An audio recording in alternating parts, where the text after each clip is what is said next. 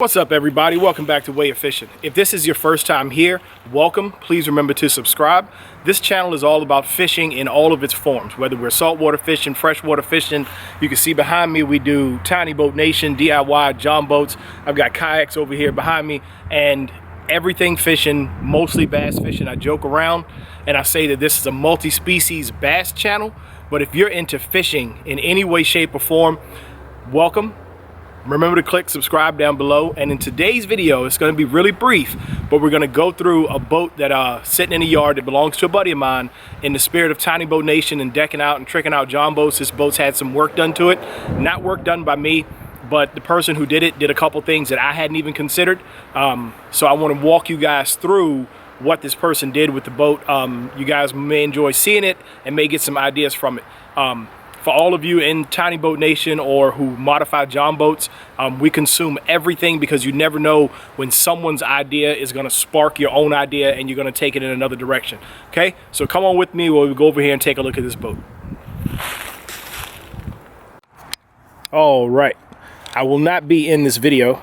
Let me get this camera strap out of the way. All right, I'm not going to be in the video, but you're going to see my hands quite a bit as we kind of walk through this boat from front to back.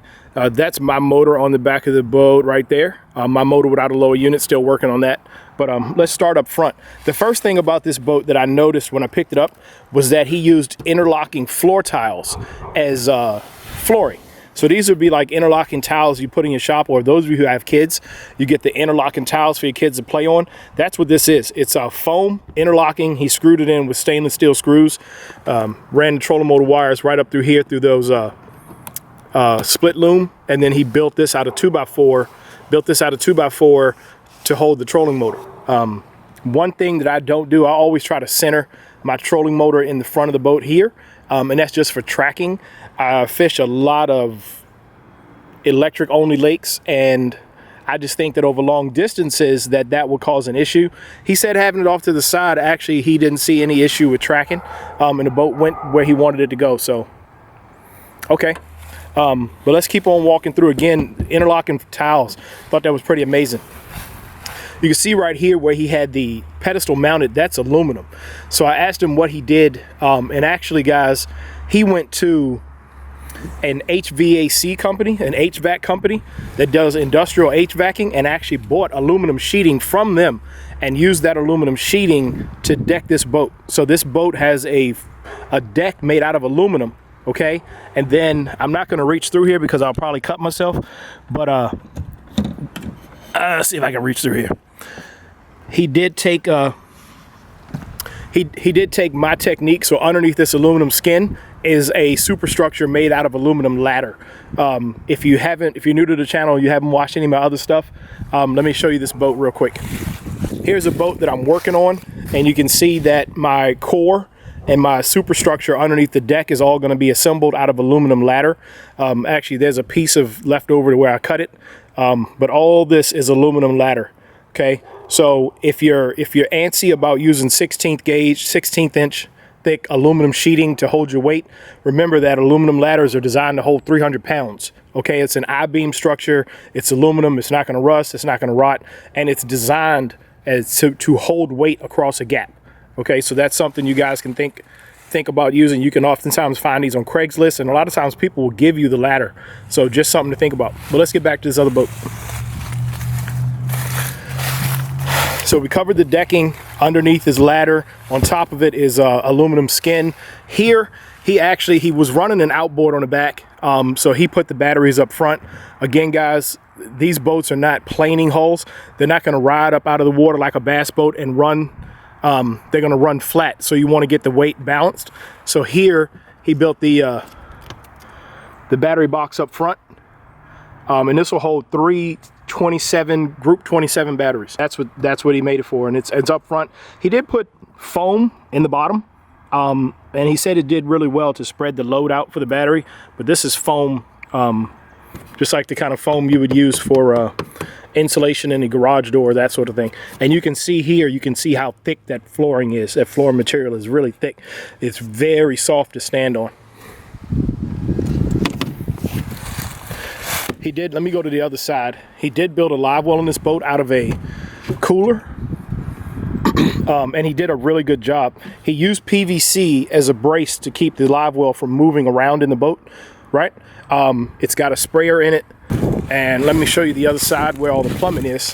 So over here, underneath the ton of leaves, is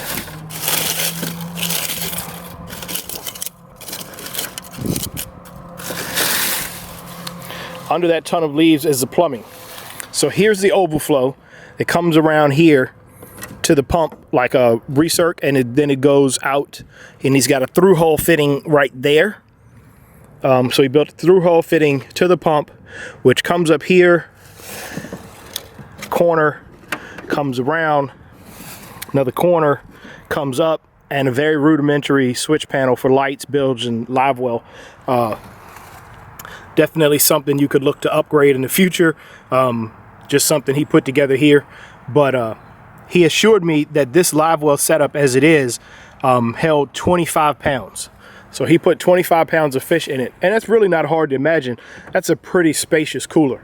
I don't know how many gallons that cooler is, but it's a pretty spacious cooler. So it'll hold a couple 5-pounders.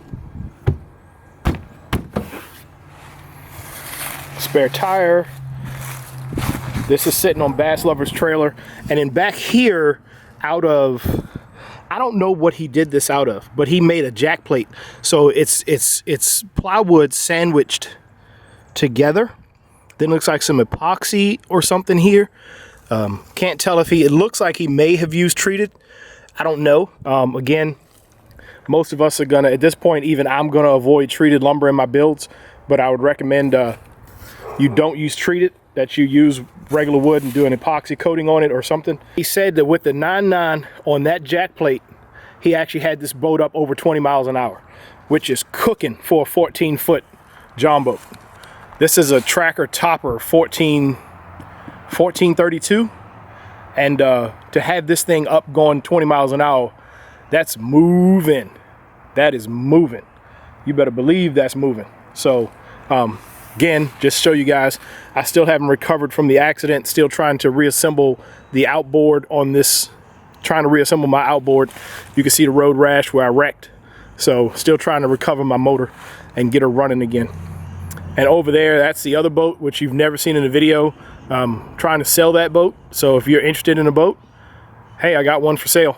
And he'll probably sell this one too if you're interested in this boat. Just message me and we can talk. But I just wanted to run through real quick, give you guys a video on this boat. This is exactly how it was when I picked it up. Real creative with the decking on this boat. So I love the fact that it's aluminum. Love the fact that you've got a cushioned standing platform up here. And I like where you put the batteries and how the live well is situated. So yeah, comment below if you got questions. I hope you enjoyed the video. Way efficient, and I'm out.